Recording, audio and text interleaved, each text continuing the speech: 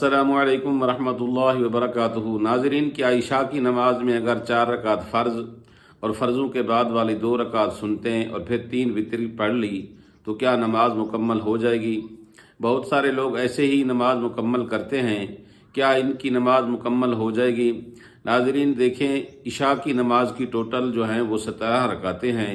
4 رکعت سنت غیر مؤکدہ جو فرضوں سے پہلے ہیں، اور 4 رکعت فرض، اور پھر 2 رکعت سنت مؤکدہ جو 2 رکعت نفل، اور پھر 3 رکعت وتر، اور پھر آخر میں 2 رکعت نفل۔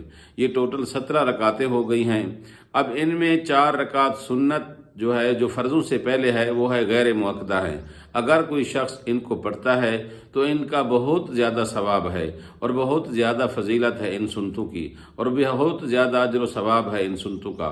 لیکن اگر کوئی شخص اگر چھوڑ دے تو وہ گناہگار نہیں ہوگا۔ اور اسی طرح 4 فرض اور پھر 2 رکعت سنت مؤکدہ کے بعد جو 2 رکعت نفل ہیں، اگر ان کو پڑھ لیا تو بہت اجر و ثواب ہے۔ اگر نفل نہیں پڑھتا تو وہ شخص بھی گناہگار نہیں ہوگا۔ اور اسی طرح 3 وتر کے بعد والی جو 2 نفل ہیں ان کو بھی اگر کسی نے چھوڑ دیا تو کوئی گناہگار نہیں ہوگا۔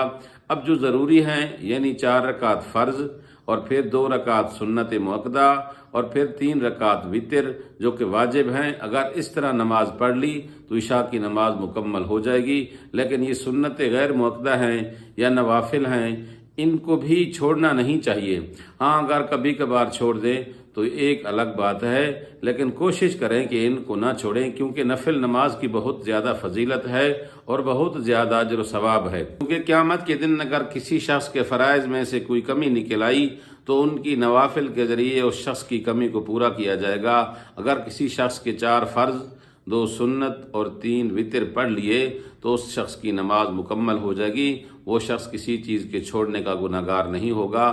اللہ پاک سے دعا ہے کہ اللہ پاک ہم سب کو اس طرح قرآن و حدیث پر کما حق ہو عمل کرنے کی توفیق نصیب فرمائے۔ ناظرین، اگر آپ ہمارے چینل پر نیو ہیں تو ہمارے چینل کو ضرور سبسکرائب کریں۔ اللہ پاک ہم سب کا حامی و ناصر ہو۔ وآخر دعوانا ان الحمد للہ رب العالمین۔